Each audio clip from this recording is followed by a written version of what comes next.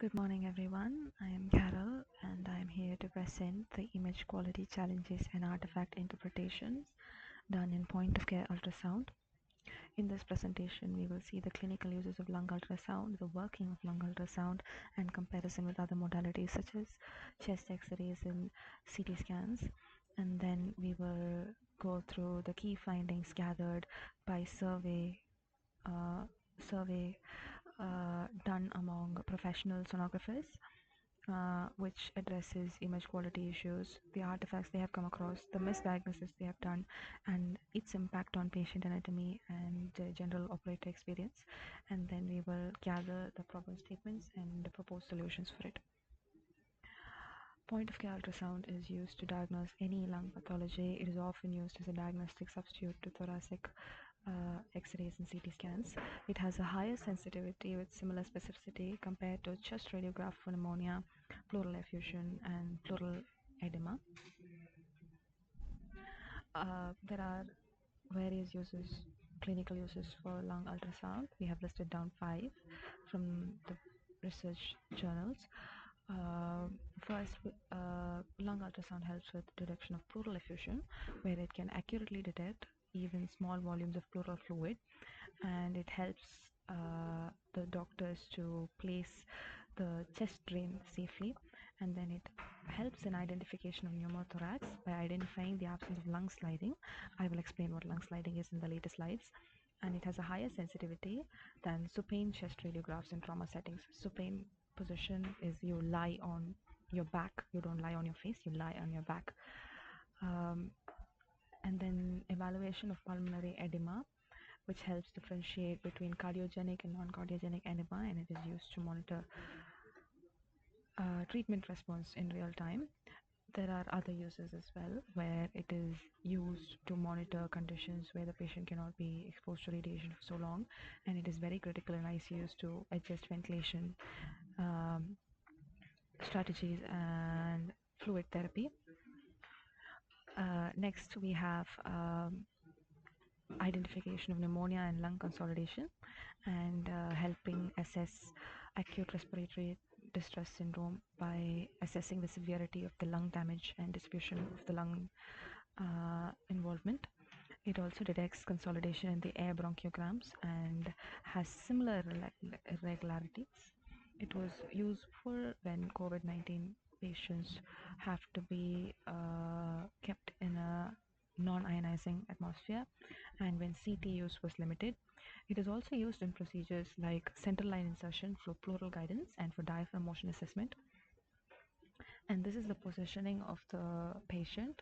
The ideal position of the patient is supine, as in the patient have to lie on the back with the head elevated 30 to 45 degrees, and the entire chest region is divided into 8 zones, which is 4 in the front, 4 in the back.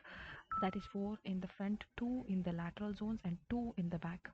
Okay, so you can see in the images how the zones have been divided, and the rules of gravity apply. That is, air accumulates in the least dependent part of the chest, which is the upper lobe, and the fluid accumulates in the most dependent part of the chest, which is the lower lobe. So any edema, fluid, or congestion can be detected in the lower lobes of the lungs.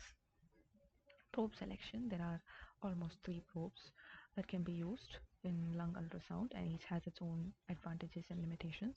The most used is curvilinear probe, which runs on 3 to 5 hertz, and it is used for abdominal and lung imaging.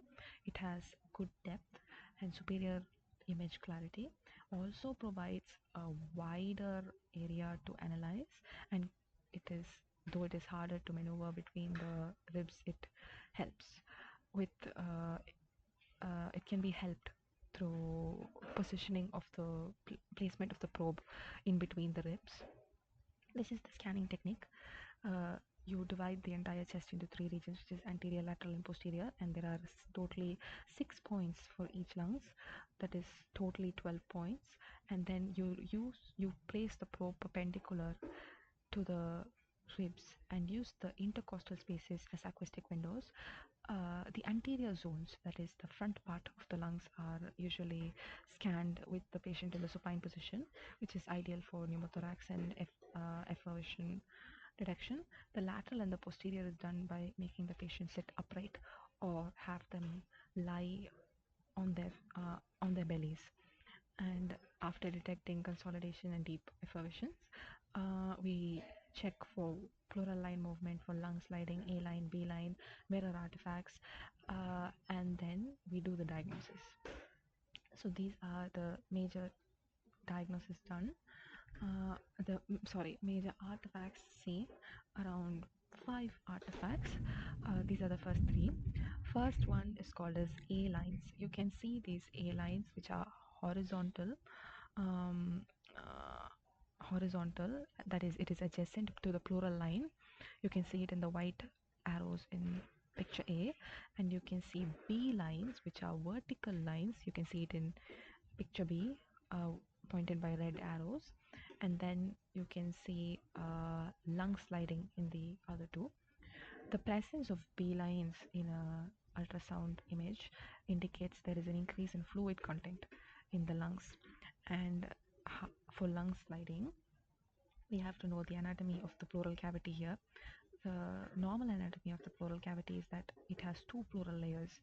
One is the parietal pleura and one is the visceral pleura. The visceral pleura is a little delicate, and in between these two pleuras there is fluid, and the artifact created when during normal respiration is lung sliding. That is, during normal respiration, the pleural layers slide over each other and the artifact is formed in the image.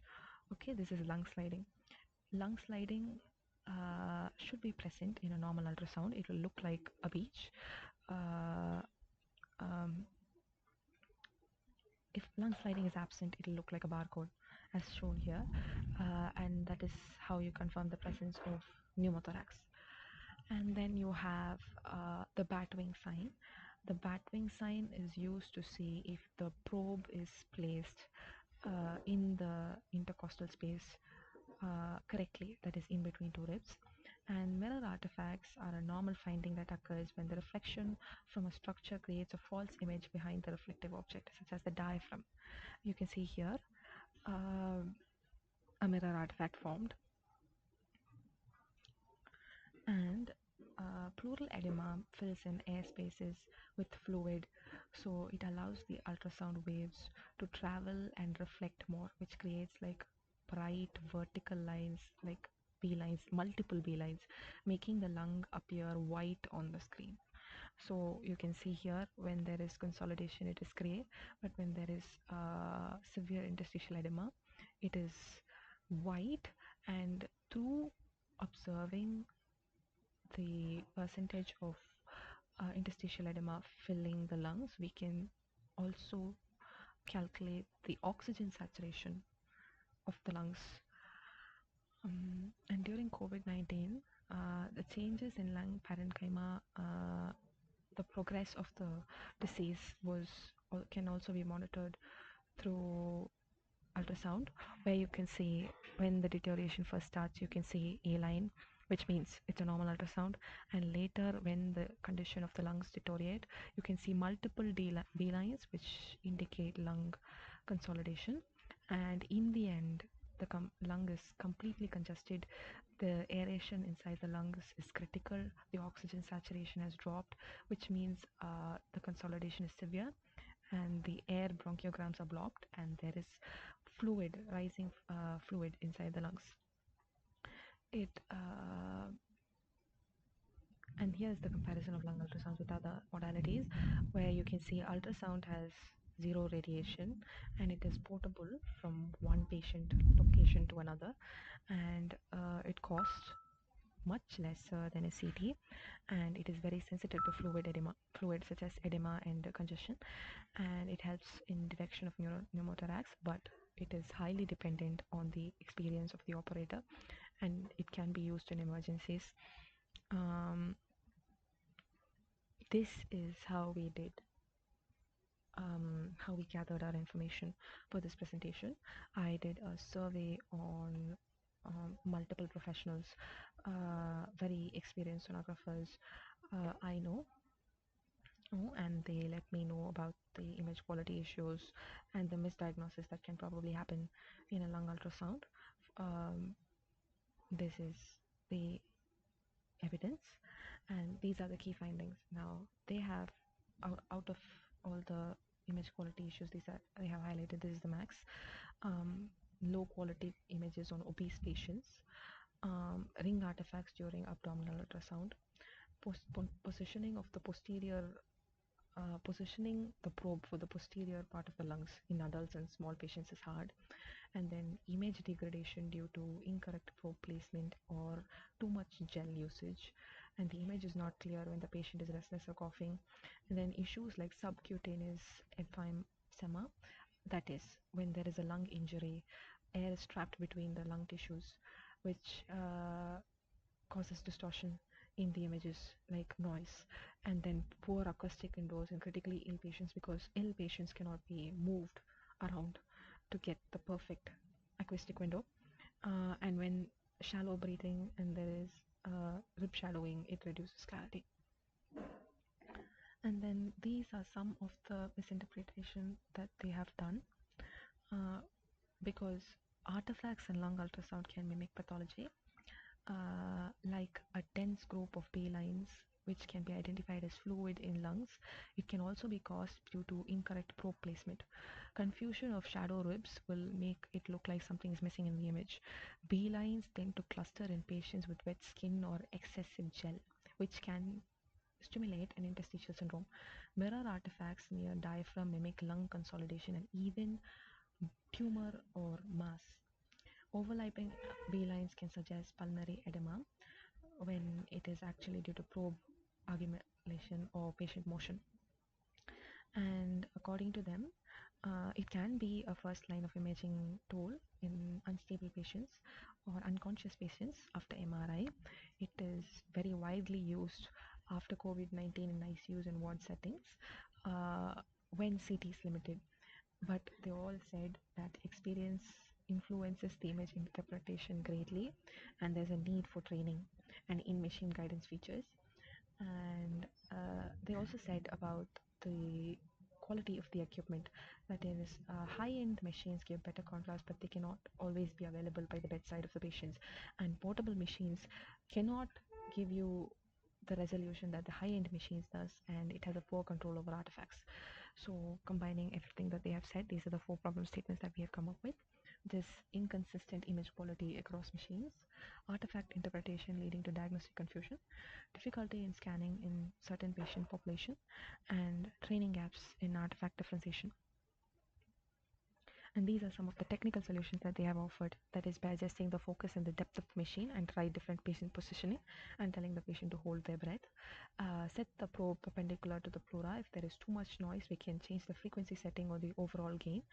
Optimizing probe pressure on the site, and then slightly switching to a different intercostal space to reduce rib shadowing, and then analyzing tissue harmonics and setting focus zone, which helps enhance pleural detail and suppress clutter.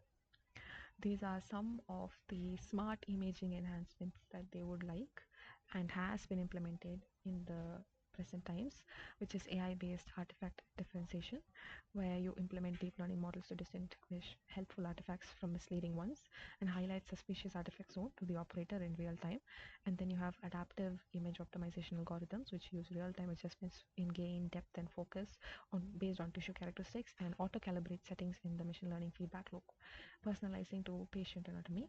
And then you have enhanced probe guide and UI tools for new, less experienced sonographers, which will add visual prompts or haptic feedbacks and probe to guide the operators during scan.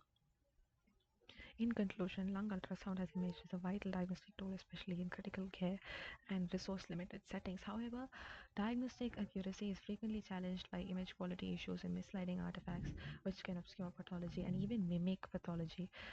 Uh, but through expert insights gathered by such surveys, common concerns are identified, like equipment limitations to user dependency to operator dependency and artifact misinterpretation. These real world challenges emphasize on the urgent need for technological refinement and smart support systems. While these come up with implementation hurdles, long-term benefits like patient care, diagnostic confidence, and clinical efficiency make them worth pursuit. Thank you.